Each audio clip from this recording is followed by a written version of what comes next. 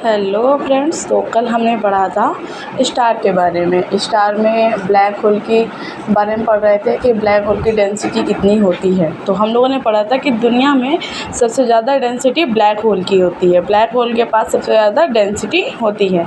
अब उसके आगे कंटिन्यू करते हैं। ब्लैक होल जैसे सबसे बड़ा नुकसान यह होता है कि अगर ये किसी ग्रह से टकरा जाए, इन केस अगर ब्लैक होल जो होता है तो उससे क्या हो जाता है, अगर कोई ग्रह क्या हो जाए, टकरा जाए, तो इसे तो कोई प्रॉब्लम नहीं होती है। जो आपका ब्लैक होल होता है इसे कोई भी दिक्कत नहीं होती है, बशर्ते उस जो टकराया हुआ ग्रह उस ग्रह को ये क्या होती है, फाड़ के निकल जाता है। जिस ग्रह से ये टकराता है उस ग्रह को क्या होता है, ये फाड़ कर निकल जाता है, तो उसका तो कुछ नहीं होता। आगे दिया गया, और जब फाड़ेगा तो उस ग्रह के सारे ज्वालामुखी स्वतः आ जाएंगे। जितने भी ज्वालामुखी होंगे सारे ज्वालामुखी खुद ब खुद आ जाएंगे और उसे कोई भी जिंदा नहीं रहेगा। कहने का मतलब है, जो ब्लैक होल होता है आपका, वो जब किसी ग्रह से टकराता है, तो जब क्या किसी ग्रह से टकराता है तो उसमें ब्लैक होल में कोई प्रॉब्लम नहीं आती, लेकिन जिस ग्रह से टकराता है उसे वो फाड़ के निकल जाता है। तो उस ग्रह में जितने भी जिंदा जीव होंगे, जो भी होगा, वो सब क्या होंगे, मर जाएंगे, क्योंकि उसी वक्त उसमें क्या आ जाते हैं, उस ग्रह में सारे ज्वालामुखी आ जाते हैं। आगे दिया गया है, तारों का अंत दो तरीके से हुआ है। तारों का जो अंत है वो दो तरीके से हुआ। अभी हम लोगों ने पढ़ा, अगर सूरज से छोटे तारे हैं तो उनका किस तरीके से हुआ, सूरज से बड़े तारे हैं तो उनका किस तरीके से हुआ।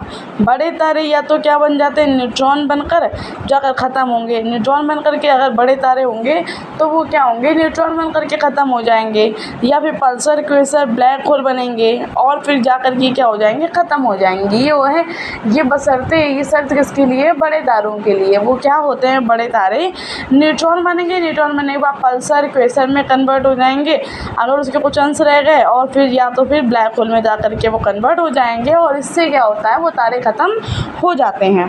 पर उससे पहले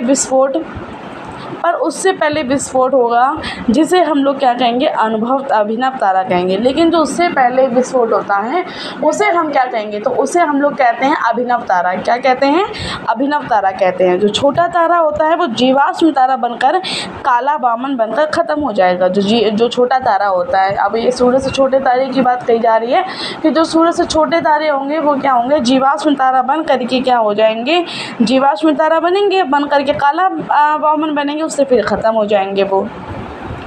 आगे दिया गया है, बड़े तारे हों या छोटे तारे, दोनों को रेड गेंट बनना ही है। कहने का मतलब है, हमने आपको पहले ही बताया था कि चाहे बड़े तारे हों चाहे छोटे तारे हों, एक चीज़ है उन दोनों में कॉमन होती है कि वो रेड गेंट बनते ही बनते हैं।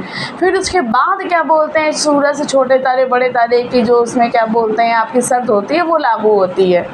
आगे दिया गया है, अब इसी में चंद्रशेखर नामक वैज्ञानिक ने कहा, जो चंद्रशेखर नाम है वैज्ञानिक थे, उन्होंने कहा कि तारा क्या होता है, तारा बड़ा का मतलब सूरज से 1.44 गुना बड़ा होता है।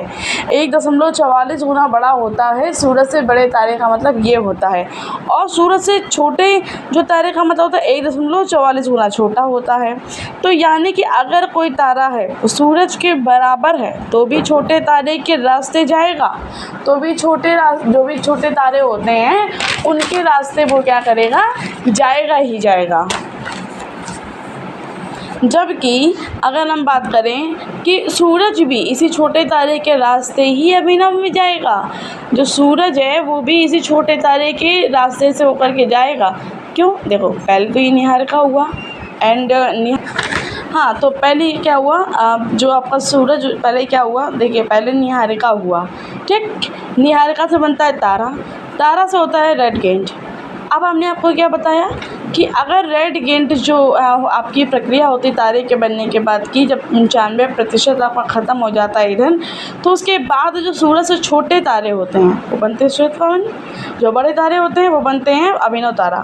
श्वेत वामन जब पूरी तरह ख़त्म हो जाता है तो काला बामन में परिवर्तित हो जाता है। जो अभिनव तारा का विस्फोट होता है, न्यूट्रॉन, पल्सर क्वेसर घूर्णन करने वाले तारे हैं।